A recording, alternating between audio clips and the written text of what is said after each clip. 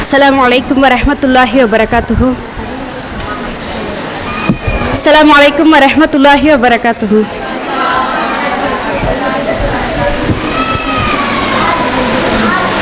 Alhamdulillahi rabbil alamin. Assalatu wassalamu ala nabi sallallahu alaihi wasallam. Alhamdulillah. அமெரிக்கால ஒரு கருத்தரங்கம் நடந்துச்சு. நிறைய பேச்சாளர்களை கூப்பிட்டு பேச்சு நடத்துகிறாங்க.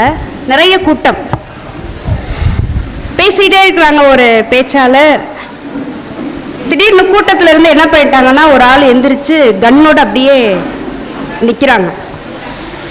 பேசிகிட்டு இருந்த பேச்சாளர் பேச்சை நிப்பாட்டிட்டாங்க. அந்த கன் நல்ல பவர்ஃபுல்லான கன். யாருமே எதுவுமே பேசலை. அரங்கமே அப்படியே அமைதியாக இருக்குது. அப்போ அந்த கன் வச்சிருந்த அந்த மனிதர் சொல்கிறாரு பேச்சாளரை பார்த்து, சார் நீங்கள் பேசுங்க சார், நீங்கள் பேசிக்கிட்டே இருங்க. உங்களை யார் பேச்சை நிப்பாட்ட சொன்னா? நீங்கள் பேசிகிட்டே இருங்க. ஆனால் உங்களை பேச்சாளர்னு சொல்லிட்டு ஒருத்தர் கூட்டிகிட்டு வந்தார்ல, அவன் எங்கேருந்து தான் நான் இப்போ தேடிட்டு இருக்கிறேன் அப்படின்னு சொல்லிட்டு பார்த்தாங்களா. அது ஒரு நகைச்சுவையாக ஒரு நிகழ்வு அடிக்கடி சொல்லப்படும். இங்கே யார் கன் வச்சுருக்கீங்களா? இல்லை. சரி, ஆனால் பிரிஸ்கா இருக்கலாமே. அல்லாஹ்வை பற்றியும் அவனுடைய தூதர் ஸல்லல்லாஹு அலைஹி வஸல்லம் அவர்களை பற்றியும் பேசக்கூடிய ஒரு இடம். நல்ல வானவர்கள் அதிகமாக இந்த இடத்துல வருகை தந்து அவர்களுடைய இறக்கைகள் விரித்தவர்களாக இந்த இடத்துல நம்ம இருக்கிறோம். அப்ப நம்ம எப்படி இருக்கணும்? நம்மளை பற்றி இன்ஷா அல்லாஹ் இந்த இடத்தை விட்டு முடிஞ்சு போனதற்கு பின்பாக நம்மளுடைய பெயர்கள் அனைத்தும் அல்லாஹ்விடத்தில் சமர்ப்பிக்கப்படும். என்ன வேணும், சொர்க்கம் வேணும் அப்படின்ட்டு அந்த மக்கள் எல்லாருமே ஆசையா ஒன்று கூடி இருக்கிறாங்க. நரகத்தை விட்டு பாதுகாவல் தேடுறாங்கன்ட்டு வானவர்கள் நம்மளை பற்றிலாம் சொல்லும் பொழுது அல்லாஹ் அல்ஹம்துலில்லாஹ் விரும்பினார்களோ அந்த சொர்க்கத்தை நான் தருகிறேன், எதை விட்டும் பாதுகாவல் தேடுகிறார்களோ அந்த நரகத்தை விட்டும் அவர்களுக்கு நான் பாதுகாப்பு அளிக்கின்றேன், எதை அவங்க ஏனோதானமா சில பேர் வந்திருந்தாலும் அவர்களுடைய பாவங்களையும் நான் மன்னிக்கிறேன் என்று சொல்லக்கூடிய ஒரு அவையில் நம்ம இருக்கிறோம். அல்ஹம்துலில்லாஹ். இறைவா என்னை மன்னித்து விடு அப்படின்ற இந்த வார்த்தையை நிறைய இடங்கள்ல நம்ம கேட்டிருப்போம். குர்ஆன் வசனங்கள் படிக்கும் பொழுது நிறைய இந்த வார்த்தையை நாம் படித்திருப்போம். நிறைய சொற்பொழிவுகளில் நாம் கேட்டிருப்போம். பாவ மன்னிப்பு அப்படிங்கிற இந்த ஒரு அமல் அப்படிங்கிறது மனித சமுதாயத்தினுடைய முதல் மனிதர், நம்மளுடைய தந்தை முதல் நபி என்று சொல்லக்கூடிய ஆதம் அலைஹிஸ்ஸலாம் அவர்கள் மூலமாக சொர்க்கத்தில் கடமையாக்கப்பட்ட ஒரு அமல்தான் இந்த பாவ மன்னிப்பு அப்படிங்கிறது. பெரும்பாலான நபிமார்கள் நிறைய பிரார்த்தனைகளை அல்லாஹ்விடத்தில் கேட்டிருக்கிறாங்க. அந்தந்த சமுதாய மக்களுக்காக தங்களுக்காக நிறைய பிரார்த்தனைகளை இப்படிலாம் கேட்டிருக்கிறாங்கன்னு சொல்லிட்டு ஒவ்வொரு நபிமார்களை பற்றி சொல்லும் பொழுதும் அல்லாஹ் வசனங்களில் ஜக்கரியா அலைஹிஸ்ஸலாம் அவர்கள் பிள்ளையை கேட்டிருக்கிறாங்க, இப்ராஹிம் அலைஹிஸ்ஸலாம் அவங்க மறுமையினுடைய வாழ்க்கையில கேட்டிருக்கிறாங்கன்னு இப்படி ஒவ்வொரு நபிமார்களை பற்றியும் அவர்கள் செய்த பிரார்த்தனையை அல்லாஹ் கூறுகின்றார். இதுல ஒரு ஆச்சரியமான ஒரு விஷயம் என்ன அப்படின்னு சொன்னா, எல்லா நபிமார்களுமே ஆதம் அலைஹிஸ்ஸலாம்ல இருந்து அல்லாஹ்வுடைய தூதர் ஸல்லல்லாஹு அலைஹி வஸல்லம் அவர்கள் வரைக்குமே எல்லா நபிமார்களுமே செய்த ஒருமித்த ஒரு பிரார்த்தனை என்ன அப்படின்னு சொன்னா, ரப்பிக்ஃபிர்லி, இறைவா என்னை மன்னித்து விடு அப்படிங்கிற அந்த பிரார்த்தனையை தான் எல்லா நபிமார்களுமே செய்திருக்கின்றார்கள் அப்படிங்கிறத குர்ஆன் வசனங்களின் மூலமாக நாம் தெரிந்து கொண்டிருக்கின்றோம். இந்த பாவ மன்னிப்பு அப்படிங்கிற ஒரு விஷயம் என்ன அப்படின்னு சொன்னா, அல்லாஹ்விடத்தில் அவனுடைய அடியார்கள் எல்லாருமே நான் உன்னுடைய அடிமை அப்படிங்கிறத தன்னுடைய அடிமைத்தனத்தை முழுவதுமாக வெளியேற்றக்கூடிய ஒரு இடம் எது அப்படின்னு சொன்னா, நம்மளுடைய இறைவன் கிட்ட கேட்கக்கூடிய அந்த பாவ மன்னிப்பு செய்யக்கூடிய அந்த நிகழ்வு தான். அல்லாஹ்வுடைய தூதர் ஸல்லல்லாஹு அலைஹி வஸல்லம் அவர்கள் அவங்க சொல்லியிருக்கிறாங்க, என்னோட முன்பின் பாவங்கள் எல்லாமே மன்னிக்கப்பட்டு விட்டது. அல்லாஹ்வுடைய தூதர் ஸல்லல்லாஹு அலைஹி வஸல்லம் அவர்களுக்கு உயர்ந்த சொர்க்கம் வாக்களிக்கப்பட்டு விட்டது. அவங்க செஞ்ச எல்லா பாவங்களையுமே அல்லாஹ் மன்னிச்சிட்டான். முன்னாடி செஞ்ச பாவங்களாக இருந்தாலும் சரி, பின்னாடி செய்யக்கூடிய பாவங்களாக இருந்தாலும் சரி, எல்லாத்தையுமே அல்லாஹ் மன்னித்து விட்டான். ஆனாலுமே அல்லாஹ்வுடைய தூதர் ஸல்லல்லாஹு அலைஹி வஸல்லம் அவர்கள் ஒரு நாளைக்கு 100 முறை பாவ மன்னிப்பு கேட்டுள்ளார்கள் என்ற ஹதீஸ்களை நம்ம பார்க்கிறோம். ஏன், எதனால அப்படின்னு சொல்லி பார்த்தா, தன்னுடைய அடிமைத்தனத்தை விரும்புவது சொல்றத அல்லாஹ் விரும்புகிறார். இறைவா, நான் என்னுடைய அடிமை, நீதான் என்னுடைய எஜமானன், நான் பலகீனமானவன், நான் பாவங்கள் செய்யக்கூடியவன், என்னுடைய பாவங்களை நீ மன்னித்து விடு இறைவா அப்படின்ட்டு 2 கரங்கள் ஏந்தி கண்ணீர் சிந்தி மல்க அல்லாஹ்விடத்தில் அந்த பாவ மன்னிப்பை கேட்கும் பொழுது முழுமையான அடிமைத்தனம் அந்த இடத்தில் வெளிப்படுகின்றது. இதனால் தான் அல்லாஹ் அதிகமாக பாவ மன்னிப்பு கேட்பவர்களை அல்லாஹ் நேசிக்கின்றான்.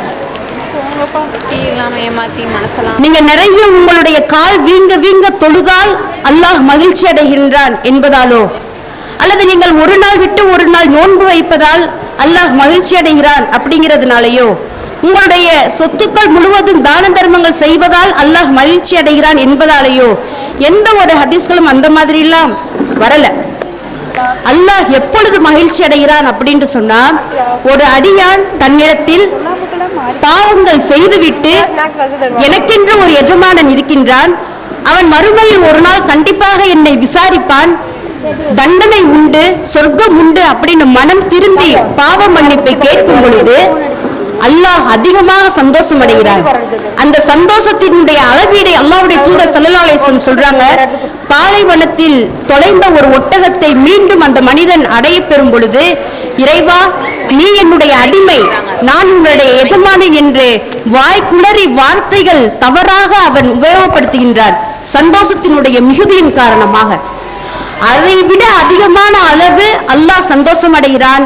தன்னுடைய அடியான்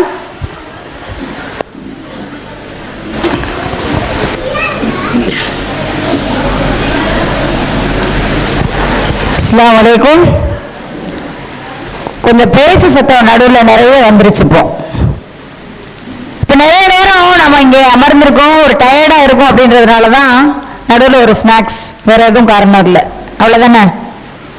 அதுக்காக நம்ம பேசணும்னு தேவையில்லை. நிறைய அருளை பெறுறதுக்காக தான் அந்த இடத்துல வந்திருக்கோம். இன்ஷா அல்லாஹ் அதை ஒரு நிமிடம் கூட தவற விட வேணாம். அல்ஹம்துலில்லாஹ், நம்ம நிகழ்ச்சி முடிஞ்சதுக்கப்புறம் இங்கே ஒரு அரை மணி நேரம் உட்காந்து கூட நம்ம பேசுவோம் இன்ஷா அல்லாஹ், அதனால பிரச்சனை இல்லை. கொஞ்சம் நிகழ்ச்சி முடிகிற வரைக்கும் அமைதியாக இருந்தீங்கன்னா அல்லாஹ் சுப்ஹானஹு வ தஆலா அவங்களுக்கு அளவற்ற அருள் மழையை உங்கள் மீது அள்ளி பொழிவான். அமைதி காத்துங்க. அஸ்ஸலாமு அலைக்கும்.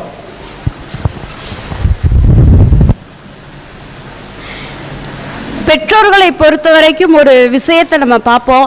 அந்த பிள்ளைகள் ஒரு நல்ல விஷயங்கள் செஞ்சாங்கன்னு சொன்னால் என்னோட பிள்ளை அப்படின்னு நம்ம சந்தோஷமாக கொண்டாடுவோம். அதே பிள்ளை ஒரு தப்பு செஞ்சிருச்சு அப்படின்னு சொன்னால், தந்தையாக இருந்தாலும் சரி தாயாக இருந்தாலும் சரி, ஓம் பிள்ளை தானே, அப்படி தானே இருக்கும், ஓம் பிள்ளை தானே தப்பு செஞ்சிச்சு அப்படின்னு சொல்லும் பொழுது, நல்ல விஷயங்கள் செய்யும் பொழுது நம்மளோடு இணைத்து கொண்டு தீய விஷயங்களை செய்யும் பொழுது மற்றவர்களுடன் சாட்டக்கூடிய நிலைமைதான் மனிதனுடைய இயல்பு. ஆனால் அல்லாஹ் ரப்புல் ஆலமீன் அவனுடைய கருணையை பாருங்கள். அல்லாஹ் தன் திருமறையில் கூறுகின்றான், யா இபாதியல்லதீன அஸ்ரஃபு அலா அன்ஃபுஸிஹிம் லா தக்னது மின் ரஹ்மத்தில்லாஹ். வரம்பு மீறி தங்களுக்கு தாங்களே அநியாயம் செய்து கொண்ட என்னுடைய அடியார்களே என்று பாவம் செய்த அடியார்களை பார்த்து அல்லாஹ் கூறுகின்றான். என்னுடைய அடியார்கள் என்று தன்னோடு இணைத்து அல்லாஹ் பேசுகின்றான். ஏன் சொன்னா, அல்லாஹ் இந்த மனித சமுதாயத்தை பலவீனமாக அல்லாஹ் படைச்சிருக்கிறான். பாவங்கள் செய்யக்கூடிய ஒரு சமூகமாக அல்லாஹ் படைச்சிருக்கின்றான். ஒவ்வொரு மனிதன் கூடயுமே ஒரு ஷைத்தான் சாட்டப்பட்டிருக்கின்றான். அந்த ஷைத்தான் எப்பொழுதுமே கெட்ட விஷயங்களை தூண்டிக்கிட்டே இருப்பான். நம்மளை அறியாமலே நாம் பாவங்கள் செய்து கொண்டே இருக்கின்றோம். அப்படி பாவங்கள் ரொம்ப அதிகமாக செய்யும் பொழுதும் கூட அல்லாஹ் சொல்றா, என்னுடைய அடியார்களே, பாவம் நான் செஞ்சுட்டேன் அப்படின்னு சொல்லிட்டு நீங்க அல்லாஹ்வுடைய அருள்ல நீங்க நம்பிக்கை இழந்துட வேண்டாம். அல்லாஹ் உங்களுடைய பாவங்கள் எல்லாத்தையுமே அல்லாஹ் மன்னிக்கின்றான். நீங்கள் இந்த வானம் பூமி அளவு நிறைய பாவங்கள் செய்தாலும் இவ்வளவு பாவங்கள் நான் செய்து விட்டேனே அப்படின்னு நீங்க கவலைப்படாதீங்க. உங்களுடைய பாவங்களுடைய அளவை விட உங்கள் இறைவனுடைய கருணை அப்படிங்கிறது மிக விசாலமானது. அவன் எல்லா பாவங்களையும் மன்னிப்பதற்கு தயாராக இருக்கின்றான். இரவில் பாவம் செய்த என்னுடைய அடியார்களே, உங்களுக்காக பகலில் நான் காத்து கொண்டிருக்கின்றேன். பகலில் பாவம் செய்த என்னுடைய அடியார்களை உங்களுக்காக இரவில் நான் மன்னிப்பதற்காக காத்து கொண்டிருக்கின்றேன் என்று இரவும் பகலும் இறைவன் நம்மை மன்னிப்பதற்காக காத்து கொண்டிருக்கின்றான். ஆனால் நாம் தான் அல்லாஹ்விடத்தில் பாவ மன்னிப்பை கேட்பதற்கான நேரம் இல்லாதவர்களாக நாம் இருக்கின்றோம். இந்த நிலை இன்ஷா அல்லாஹ் நம்மளிடத்தில் மாற வேண்டும். அல்லாஹ் காத்து கொண்டிருக்கின்றான் நம்மளுடைய பாவங்களை மன்னிப்பதற்காக. பாவ மன்னிப்பினுடைய சிறப்புகள் ஏராளமாக இருந்தாலும் குறிப்பிட்ட நேரத்தில் ஒரு 2 விஷயங்களை மட்டும் சொல்லி நான் முடித்துக் கொள்கின்றேன். எந்த ஒரு செயல்கள் செய்தாலுமே நமக்கு நிறைய நன்மையான அமல்கள் செய்கிறோம். நம்ம எல்லாம் தெரிஞ்சு வச்சிருக்கிறோம், நன்மைகள் அதிகமாக செஞ்சால்தான் நம்ம சொர்க்கத்துக்கு போக முடியும் அப்படின்னு நம்ம தெரிஞ்சு வச்சிருக்கிறோம். இப்போ ஒரு மனிதன் ரொம்ப அதிகமா தீமைகளையா செஞ்சுக்கிட்டே இருக்கிறான். ஒரு 40 வருடங்கள் தீமைகளா செஞ்சுக்கிட்டே இருக்கிறான். அந்த மனிதன் 40 வருடங்களும் உட்கார்ந்து பாவங்கள் மன்னிப்பு கேட்கணுமா அப்படின்னு பார்த்தா இல்ல. இத்தனை வருடங்கள் பாவங்கள் நான் செய்து விட்டேனே என்று அவன் சிந்தக்கூடிய அந்த 2 துளி கண்ணீர் அவனுடைய ஒட்டுமொத்த பாவம் 40 வருட காலங்கள் செய்த பாவங்களையும் அல்லாஹ் மன்னிக்கின்றான். அவ்வளவு நீ எவ்வளவு காலம் பாவம் செய்தியோ அவ்வளவு காலமும் மன்னிப்பு கேட்க வேண்டும் அப்படின்ற அவசியமெல்லாம் கிடையாது. ஒரு நொடி பொழுதும் போதும், நான் செஞ்சிட்டேன், என்னுடைய இறைவனுடைய கட்டளைக்கு நான் மாறு செஞ்சிட்டேன், நான் வரம்பு மீறிவிட்டேன் அப்படின்னு அவன் நினைச்சு சிந்தக்கூடிய அந்த ஒரு நொடி போதும் அல்லாஹ் எல்லா பாவங்களையுமே மன்னிக்கின்றான். நாம் அதிகமாக நன்மைகள் செய்ய வேண்டும். இப்ப நான் தீமையா நான் செஞ்சிருக்கிறேனே, நான் என்ன பண்ண அப்படின்னு சொல்லும் பொழுது நிறைய இடங்கள்ல குர்ஆன் வசனங்கள் அல்லாஹ் சொல்றா, ஆமனு அமிலு ஸ்வாலிஹாத், நம்பிக்கை கொண்டு நீங்கள் நல்லறங்கள் செய்யுங்கள் அப்படின்ட்டு அல்லாஹ் சொல்றான். குர்ஆன்ல ஒரே ஒரு இடத்தில் மட்டும்தான் அல்லாஹ் பேசுகின்றான், உங்களுடைய தீமைகள் அனைத்தும் நன்மைகளாக மாற்றப்படும் என்று. சூரத்துல் ஃபுர்கான் 25வது அத்தியாயத்தினுடைய 70வது வசனத்தில் அல்லாஹ் கூறுகின்றான், இல்லா மன் தாப வ ஆமன வ அமில அமலன் ஸ்வாலிஹன் ஃபஉலாயிக யுபத்திலுல்லாஹு ஸய்யிஆத்திஹிம் ஹஸனா. யார் பாவ மன்னிப்பு கேட்டு ஈமான் கொண்டு நல்ல அமல்கள் செய்கின்றார்களோ அவர்களுடைய தவறுகள் எல்லாத்தையுமே அல்லாஹ் நன்மைகளாக மாற்றுகின்றான். அப்ப நம்ம நிறைய தீமைகள் செஞ்சுக்கிட்டே இருந்தோம்னா அந்த இடத்துல நம்ம மன்னிப்பு கேட்கிறோம், அல்லாஹ் அந்த மன்னிப்பை ஏற்றுக்கொள்கிறான். அப்ப அந்த தீமை மன்னிக்கப்படுகிறது, அவ்வளவுதான். நன்மைகள் எதுவுமே நமக்கு கிடையாது. பாவம் மன்னிப்பு அப்படிங்கிறதை நம்ம கேட்கிறோம், பின்பாக நம்ம ஈமான் கொண்டு நல்ல அமல்கள் நம்ம செஞ்சோம் அப்படின்னு சொன்னா அந்த பாவங்கள் எவ்வளவு செஞ்சாலும் அந்த அளவுக்கு அல்லாஹ் அதிகமான நன்மைகளாக மாத்துகிறேன் அப்படின்னு அல்லாஹ் சொல்றான்.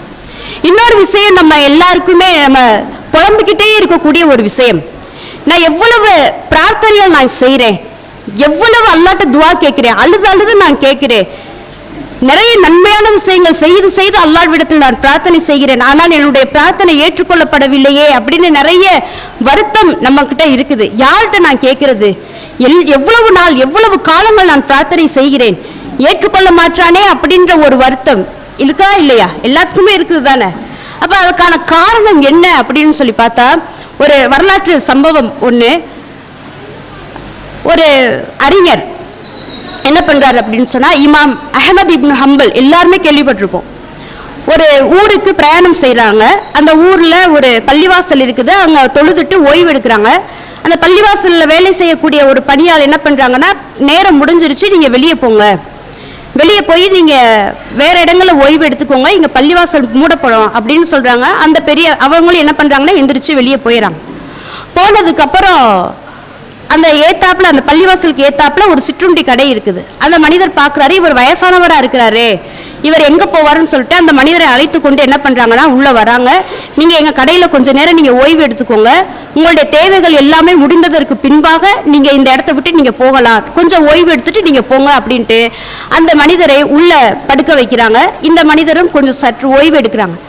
இந்த சிற்றுண்டி கடையினுடைய உரிமையாளர் வேலை பார்த்துக்கிட்டே இருக்கிறாரு. ரொட்டிக்கு மாவு பிசைறாரு, டீ ரெடி பண்றாரு, சுத்தம் செய்யறாரு, கடைகளை பாத்திரத்தை சுத்தம் செய்யறாங்க, வேலைகள் பார்த்துக்கிட்டே இருக்கிறாங்க. ஆனா அவங்களுடைய நாவு அப்படிங்கிறது ஏதோ ஒரு வார்த்தையை முணுமுணுத்து கொண்டே வேலை செஞ்சுக்கிட்டே இருக்குது. இந்த அறிஞர் அதை பார்த்துக்கிட்டே இருக்கிறாரு. அஹ்மத் இப்னு ஹம்பல் பார்த்துக்கிட்டே இருக்கிறாங்க. பார்த்துக்கிட்டே இருக்கும் பொழுது நம்ம கிளம்பலாம் அப்படின்னு சொல்லிட்டு போகிறாங்க. போகும் பொழுது கேட்குறாங்க, எனக்கு ரொம்ப நன்றி, எனக்கு இடம் கொடுத்ததற்கு ரொம்ப நன்றி அப்படின்ட்டு எல்லாம் பேசி முடிச்சுட்டு, ஒரே ஒரு சந்தேகம், நான் உங்களை பார்த்துக்கிட்டே இருந்தேன், ஏதோ ஒரு வார்த்தையை முணுமுணுத்துக்கிட்டே நீங்கள் வேலை பார்த்துக்கிட்டே இருந்தீங்க, நீங்கள் நிப்பாட்டவே இல்லை, என்ன அது அப்படின்னு சொல்லி கேட்கும் பொழுது அப்ப அந்த மனிதர் சொல்றாங்க, நான் அல்லாஹ்விடத்தில் அதிகமாக பாவ மன்னிப்பை நான் கேட்பேன். அஸ்தக்ஃபிருல்லாஹ் அப்படின்ற அந்த வார்த்தையை நான் சொல்லிக்கிட்டே இருப்பேன்.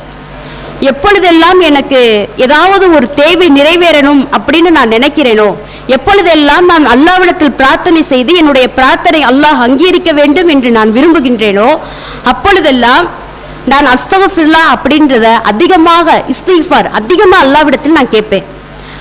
அப்படி கேட்டு நான் பிரார்த்தனை செய்யும் பொழுது என்னுடைய பிரார்த்தனையை என்னுடைய ரப்பு ஏத்துக்குருவான். அப்படிதான் நான் என்னுடைய வாழ்க்கையில முன்னேறி நான் வந்திருக்கிறேன். என்னுடைய பிள்ளைகளை நான் திருமணம் செஞ்சு கொடுத்திருக்கிறேன். என்னுடைய பொருளாதாரத்துல நான் உயர்ந்த நிலையை நான் அடைஞ்சிருக்கிறேன். எனக்கு தெரிஞ்ச ஓரளவுக்கு நான் கல்வி ஞானத்திலையும் நான் தேர்ச்சி பெற்றவனா இருக்கிறேன்.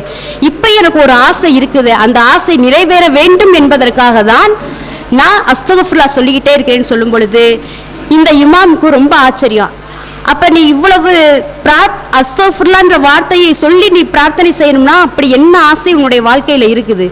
நீ நல்லா இருக்கிற, உன் பிள்ளைகளையும் திருமணம் செஞ்சு முடிச்சுட்ட, நல்ல தொழிலும் இருக்குது, எனக்கு தெரிஞ்சு உன்னை பார்த்தா எந்த ஒரு தேவையும் இல்லாதது மாதிரி தான் இருக்குது, அப்படி என்ன தேவை அப்படின்ட்டு சொல்லலாம்ல அப்படின்னு சொல்லும் பொழுது அந்த மனிதர் சொன்ன வார்த்தை என்ன அப்படின்னு சொன்னா, நான் நிறைய கல்வி கற்றேன்னு சொன்னேன் இல்லையா, அந்த கல்வி யார் மூலமா நான் கத்துக்கிட்டேன்னு சொன்னா இமாம் அஹமத் அப்படின்ற ஒரு அறிஞர் மூலமாக நான் கத்துக்கிட்டேன். அவரை நான் பார்க்கணுங்கிறது தான் என்னுடைய ஆசை அப்படின்னு சொல்லும் பொழுது அந்த மனிதர் சொல்றாரு, நான் தான் அஹமத். அப்ப அந்த மனிதனுடைய பிரார்த்தனை, அந்த மனிதர் கேட்ட அந்த பாவ மன்னிப்பின் மூலமாக எங்கோ இருந்த இமாமை அல்லாஹ் எங்கே வந்து சேர்த்திருக்கிறான். இவர் தேடி போகல, ஆனா அவரையே அல்லாஹ் கூப்பிட்டு வந்திருக்கான். இதுதான் அல்லாஹ்வுடைய வல்லமை. இதுதான் பாவ மன்னிப்புக்கென்றே இருக்கக்கூடிய ஒரு மிக சிறந்த ஒரு சிறப்பு அப்படிங்கன்னா அது இதுதான். நம்ம நிறைய பிரார்த்தனைகள் செய்தும் ஏன் ஏற்றுக்கொள்ளல அப்படின்னு சொன்னா, நம்மளே பாவ முடிச்சுகளை மூட்டை மூட்டையாக வைத்துக்கொண்டு அல்லாஹ் எனக்கு இதை கூட அதை கூடன்னு கேட்டா கண்டிப்பாக அல்லாஹ் அதை ஏற்றுக்கொள்வதே இல்லை. அல்லாஹ்விடத்தில் பாவ மன்னிப்பை கேட்டுக்கிட்டே இருக்கும் பொழுது இந்த கடைக்காரர் மாதிரி நம்மளுடைய தேவைகளுமே அல்லாஹ் நம்மை தேடியே அதை நிறைவேற்றி வைப்பான் அப்படிங்கிறது தான் யதார்த்தமான உண்மையான ஒரு விஷயம். இன்னும் ஒரு சில தினங்களில் ரமலானுடைய மாதம் வரப்போகின்றது. மன்னிப்பிற்குரிய ஒரு மாதம். அல்லாஹ்வுடைய தூதர் ஸல்லல்லாஹு அலைஹி வஸல்லம் சொல்லியிருக்கிறாங்க, யார் ரமலானுடைய மாதத்தை அடைந்தும் ஒருவருக்கு பாவ மன்னிப்பு அப்படிங்கிறது வழங்கப்படவில்லையோ அவர் நாசமடையட்டும் அப்படின்னு சொல்லியிருக்கிறாங்க. அப்ப இந்த மாதிரி ரசூலுல்லாஹி ஸல்லல்லாஹு அலைஹி வஸல்லம் அவர்களுடைய சாபத்திற்கு ஆளாகாமல் அதிகமாக அல்லாஹ்விடத்தில் பாவ மன்னிப்பை நாம் கேட்போம்.